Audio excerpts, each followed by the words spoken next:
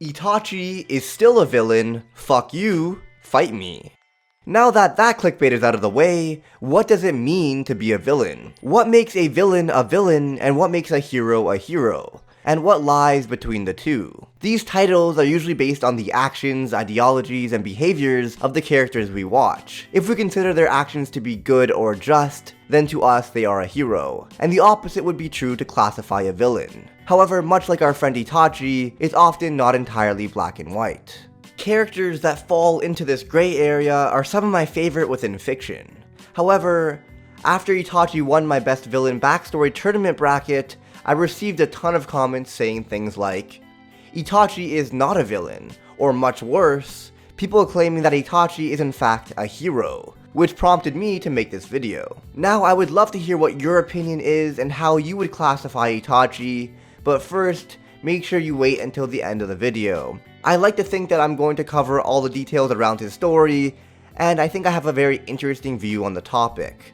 But anyway, like I said before, people classify characters into certain categories based on their actions and behaviors. But much more importantly, it's based on what we perceive to be heroic or villainous. Considering the many different opinions I saw in the YouTube comment section and over on Twitter, it's blatantly obvious that everyone perceives characters' actions differently. We all have different backgrounds, cultures, personalities. We are all different. And because of this, we all have different ethical values, leading to unique senses of morality. While something might be a clear-cut decision for some people, for others it might be a more muddled issue.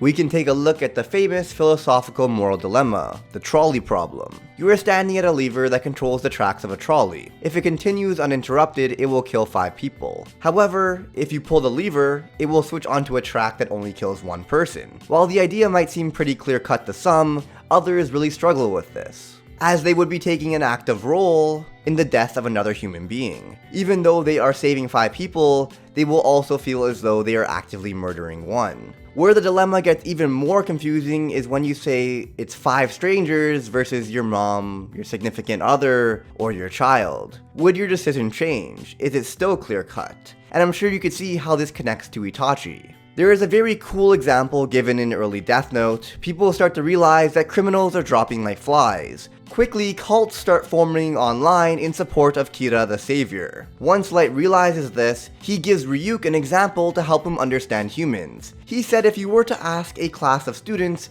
if bad guys deserve to die, that everyone would give the politically correct answer that it is morally wrong to kill people and that no one deserves to die. But at the same time, online where people can remain anonymous, there are many whose opinions differ, which is why people supported a mass murderer like Kira. And honestly, it isn't very different in our world. Let's do a quick history lesson, shall we? In the far distant past, in the years 2015 and 2016, there was a candidate running for the president of the USA named Donald Trump. There was a ton of stigma around Trump. He was known for making racist and sexist comments and just being an all-around doofus. But a lot of people also resonated with him, so they wanted to vote for him as they felt he could bring about some kind of change. However, this also meant that people who openly said that they would vote for him would be ridiculed and insulted or belittled. So many of the people lied in public, and most polls leading up to the election showed him trailing behind by quite a bit. But when they went to vote and no one could see what they were doing, nearly half of the country voted for Trump. The truth that people display publicly and the truth they believe in their minds are not always the same. Anyways, back to Kira. If we didn't know that Light was mentally unstable and would bend his definition of justice to kill anyone in his way, and instead just thought that he was some kind of omnipotent being killing only criminals, then I am positive that there would be many people supporting him in our world. I mean, there's people that believe the world is flat after all, so this isn't much of a stretch. That being said, while there are tons of people who supported Kira, it wasn't universal. People like L or the police force viewed him as just a vigilante who did as he pleased. They both shared the overall goal of cleaning up the streets. However, the core morality of their methods was the gray area. But what I'm trying to say is that what you view to be just, others may not. Everyone's ethical values are different. Thus, the ideas of heroism and villainy are in the eye of the beholder.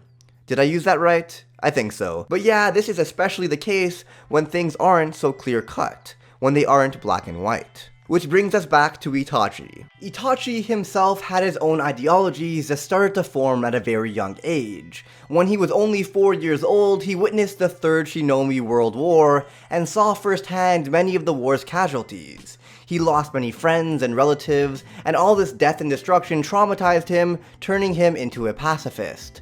Someone who hates war and violence. However, he was also a realist. Itachi understood that in a world that revolves around clashing ninja, there would always be casualties. As such, he worked hard and became an Anbu captain. While this required that he occasionally kill people, he justified it by developing a utilitarian ideology. This meant that to Itachi, the ends justify the means. No matter what he would have to do, if it meant that more good was put into the world, then he would do it. To Itachi, it was okay for 100 people to die if it meant he could avoid a civil war in the Leaf Village. And if it meant that his younger brother would be allowed to live, he would even kill them himself. The first time we meet Itachi, he is undoubtedly shown to be a villain. He's been described to us by Sasuke about 20,000 times by now as the one who murdered his clan. And on top of that, he is a member of the Akatsuki, which directly opposes the Leaf Village. So let's take a snapshot of our first real meeting with Itachi. He is a member of the Akatsuki, the evil organization of rogue ninja who want to capture children and take over the world. And he slaughtered his entire clan, which included his parents, old people, babies, that one girl he used to get it on with, literally anyone he could find. And although we wouldn't find this out until later, he did it all with the help of his friend in the orange mask, which for all intents and purposes is literally him making a deal with the devil. All of that makes it pretty clear that Itachi was meant to be portrayed as a villain in the beginning. But then we find out the truth over 300 chapters later. Basically Danzo, or how I like to call him, Ninja Stalin, and the elders of the Leaf Village feared the Uchiha clan and their immense strength. They blamed them for the Nine Tails attack because Madara Uchiha had been able to control the beast in the past, and as such they moved them to the corner of the village and treated them like shit. Because of this, the Uchiha clan were planning a coup d'etat to overthrow the leaders of the Leaf Village. Itachi realized that if the village was at war with itself, other nations would likely intervene, and it could very likely lead to another world war, which as we all know, Itachi wants to avoid at all costs. So what does he do? He sides with Danzo, who again, Ninja Stalin, controlling a secret ninja special ops force that takes out anyone he points them towards, and agrees to slaughter the Uchiha clan as long as he's able to let his little brother live as the sole survivor. And I would like to remind you that this includes babies, children, the elderly, many of whom were asleep in their beds. Why do I say that? Well, I just want to make sure you're not picturing warriors that can fight back and plan the coup d'etat in the first place when you're forming your opinion. He killed them all, with Sasuke as the only exception. But yes, in the process, he potentially prevented a world war, which would have had far more casualties. All Itachi did was pull the lever for the trolley and chose to murder one person instead of letting 5 die, but at a higher and more terrible magnitude. And rather than pulling a lever, he fucking killed them himself while they were sleeping in their beds. This includes babies. But anyway, after hearing the full story, I'm curious, how would you guys classify Itachi? Is he a hero or a villain? I don't ideologically agree with his actions, which is why I would never view him as a hero. However, I don't think he's entirely a villain either. What he did absolutely saved lives, but that doesn't make him killing women, children, and his parents heroic by any means. To me, he is definitely skewed towards the villain side of the spectrum in my opinion, doing anything that benefits his own ideals. I'm sure a bunch of you have already frantically smashed the words anti-hero on your keyboard and published your comments. But personally, I wouldn't classify him as that either. I much rather believe him to be an anti-villain. An anti-villain is the opposite of an anti-hero. A character with heroic goals, personality traits, and or virtues who is ultimately the villain. Their desired ends are mostly good, but their means of getting there range from evil to undesirable. Think Thanos in Infinity War. He wanted to make a better universe, but to do that, he eliminated half the population. Now to me, that sounds exactly like Itachi. Introduced to be the villain, slaughtered an entire clan, including babies might I add, but he did this to prevent a world war. He is a believer in the ends justify the means. It's okay to kill 100 people to save 1,000. His desired ends are mostly good, but their means of getting there range from evil to undesirable. No hero would ever think killing innocent people is morally right, and would risk their lives to try and save as many people as possible. And I'm just pointing this out there, because I'm sure a bunch of you guys are already saying, but he didn't have any other choice, Brigo. He had no choice, that was his only option. And you're absolutely wrong. This dude had Shusui's eye. He could have easily used Kotomatsu Kami on his dad or the ninja Stalin and prevented the whole thing. Or hell, even on Pain or Obito later in the series. But hey, maybe Itachi the Prodigy is actually just a forgetful idiot.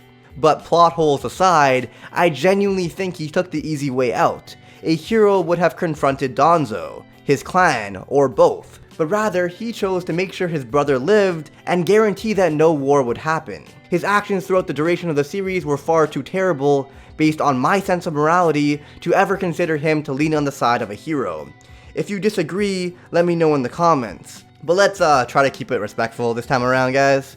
I'd love to see a discussion between you guys and what you think of Itachi. Regardless of what he is, I can say for certain, he is one of my favorite characters in all of anime. However, that is the end of today's video. I do hope you guys enjoyed. Smash that like button if you did enjoy. Now for a quick shout out to my patrons and members. My goal is to use Patreon to continue to hire editors, that way I can maintain this level of quality. A huge thank you to Axel for editing this video for me. I think he did a fantastic job. Thank you so much, man. And a huge thank you to my patrons that helped me to hire Axel. Thank you Ace17FFDP, Beck, Chastity White, McManga, Nick Sands, Nothing But a Fan, Shoot Alpha, The Anime Dude, Thought Destroyer, and my highest current patron, Viva the Loser. And a huge thank you to my first member, who is actually the man, the myth, the legend himself, Too Spooky. Thank you so much for supporting the channel and just being an awesome friend, man.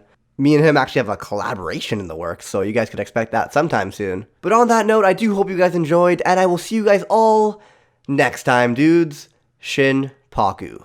El Sai Kangaroo.